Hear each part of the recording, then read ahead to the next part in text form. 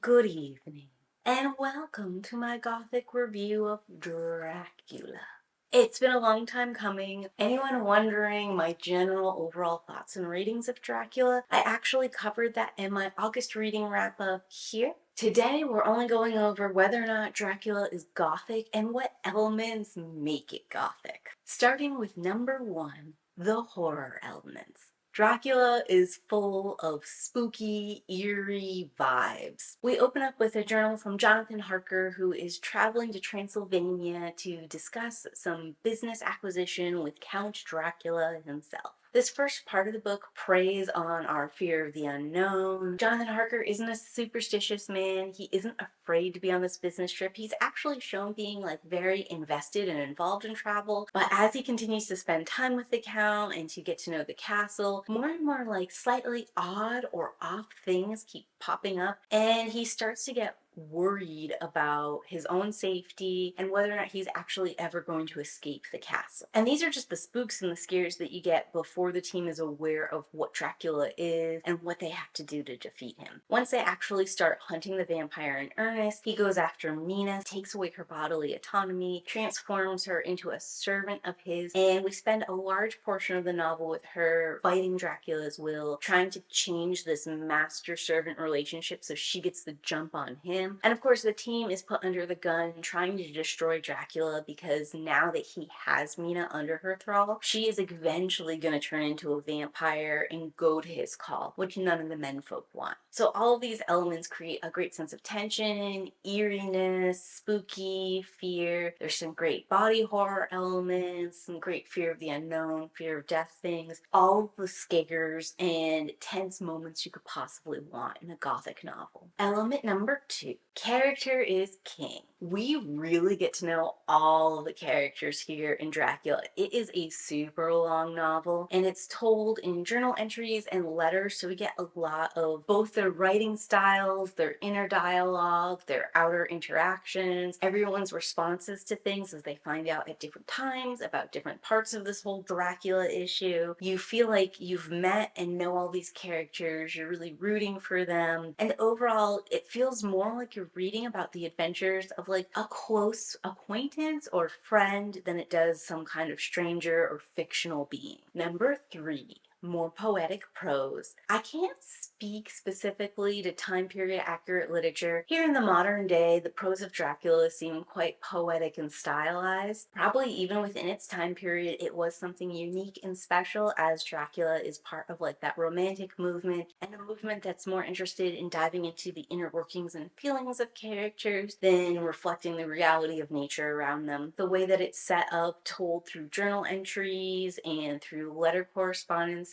makes it unique among other books even within its own time period. And these letter entries and journals are kind of like a found footage experiment of its day. And just the way I love found footage now, I'm loving it here in Dracula and think it's incredibly effective and wonderful to go through. Number 4. Elements of loneliness and longing. Since Dracula is told in a traditional Victorian era, there is a time where our characters are separate from each other, often wishing they could all reunite together, wanting to hear what the other person would think and feel, hoping that their other person is safe and that they'll all come together in a happy reunion later. So right away it's got that element of being solitary and alone. But additionally, the story opens up in Dracula's castle with Jonathan Harker all by himself, and his solitary nature and isolation is part of what is so terrifying when we realize Dracula might not have good intentions towards him. And the Dr. Jonathan is alone in his asylum apart from the other characters for a large portion of the time. We're often quite scared for him when he's interacting with Renfield, and when we come to understand that the asylum is right next to the new house that Dracula has bought and is occupying in London. Lucy being alone at night is one of the main things the group is trying to conquer so that they can keep her alive and healthy. And when Mina is left alone to her own devices while the rest of the group is out hunting Dracula, that's what gives him the opportunity to attack her and turn her into one of his servants. It's not just a theme of being alone or solitary or isolated, but it's a very overt messaging that humanity is stronger when we come together, stick together, share our struggles and burdens, and share information with each other for the greater good. Number 5. delving into human mortality. This is a story about vampires. Of course, human mortality is on the board. If your vampire novel doesn't have something about drinking blood, immortality of the vampires versus mortality of their human prey, you are doing it wrong, okay? You don't need vampires anymore if you're not covering those topics. There's nothing from the vampiric perspective within this novel, but we do get a human take on what vampires appear like, what their immortality means, whether that's a good or a bad thing. And we also have these humans fighting for their lives and their souls and acknowledging that there's something even worse than dying, and that is becoming under the thrall of Dracula. Number 6, the supernatural element.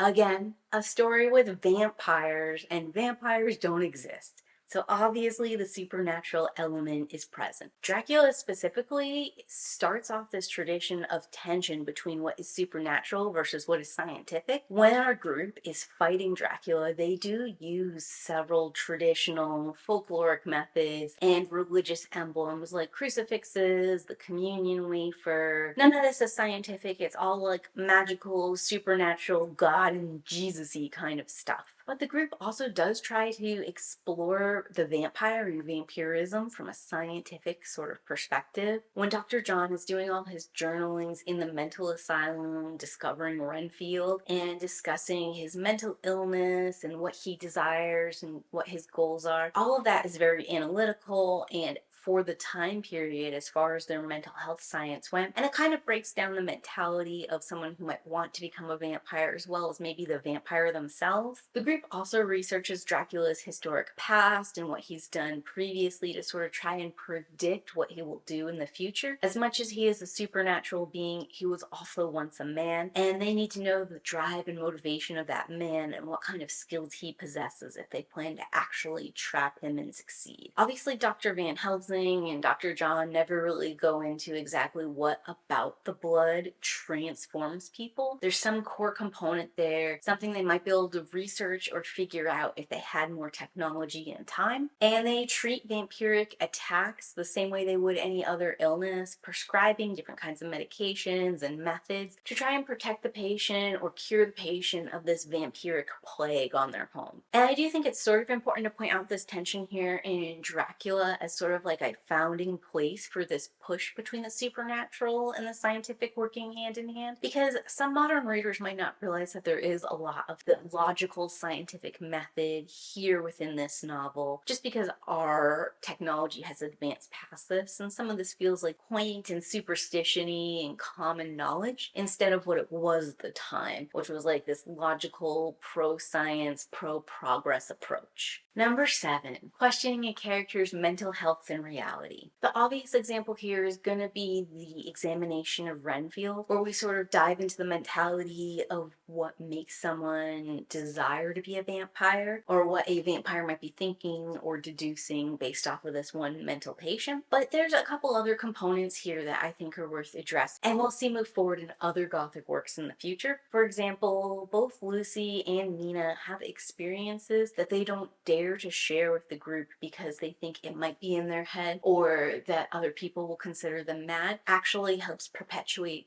Dracula's agenda and his goals. We can even see this a little bit in Jonathan Harker, where when he does finally escape Dracula, all of the people who took care of him said that he was mad and that his journals were ravings. He asks Nina not to read them and desires not to remember them, specifically because he thinks it was some kind of break in madness and he doesn't want to go back to that place and get sick again. But they have to go back and examine what happened to Jonathan Harker. In some ways, this fear of madness and mental health also plays into the elements of loneliness and longing, because it does separate certain individuals and their experiences out from the group, make them an easier target for Dracula, and also leads to the demise of a few unfortunate people within our tale. Number 8, makes use of local superstition and folklore. Most of the information that Van Helsing brings to the group about vampires is collected from local superstition and folklore. The fact that vampires can't stand garlic, that they can't stand a crucifix, that the communion wafer is effective against them. The whole running water issue, what he can and can't transform into. We do test some of the things that the vampires are adverse to and have some like scientific backing that way. But a lot of these elements we're just taking on faith, word of mouth kind of things. And even Dracula himself is following a lot of these superstitions and myths. We see that he's slowly experimenting, trying to push the boundaries of what he can and can't do, and like expand his empire out that way. It's a little bit odd in a story that's sort of become the textbook superstition myth that we create other vampires out from, to acknowledge that there is source material harkening even further back that they're pulling from. Setting it over in Transylvania and using that kind of history, backstory, and like myth of the land and what can be in the wild there was sort of interesting and had a romantic period sort of beauty and mystery to it that I'm looking for in my Gothic lit. And then lastly, number 9 is going to be a strong sense of place. I do feel like Dracula's castle was really well built out, took on its own life and atmosphere, environment, personality. We don't spend the whole time there. This book actually has a lot of travel in it. London was not as well built out to me. I think some of that is that most of the readership of the time probably was familiar with London in a way that I am not. But the little city of Whitmore specifically, the graveyard, the sea elements, all of that also sort of took on its own life and embodiment, made me feel a certain way and think kind of different things or different rules based off of that environment. The graveyards were described really well. The mental hospital and Dracula's home next to the hospital all got their own sort of personality and life, almost breathing within the novel. So wrapping it all up, Dracula is one of the earliest works of Gothic fiction, but it still stands today as a wonderful classic and a great example of everything that I love in Gothic literature. And it's no surprise to me that Dracula, Van Helsing, and some of these other characters are some of the most portrayed ones we see. Next to Sherlock Holmes, of course. And also, Dracula himself as a vampire is an excellent base for other vampire myths going forward. And now that I've read this original work, it's really interesting to go back and compare some other vampiric works to it. I hope you've enjoyed this examination of Dracula from a Gothic perspective. If you're enjoying this kind of spooky season goth party situation I have going on, can you go ahead and leave a like on the video and share with me a bat or a vampire emoji. And as always, keep reading. Bye!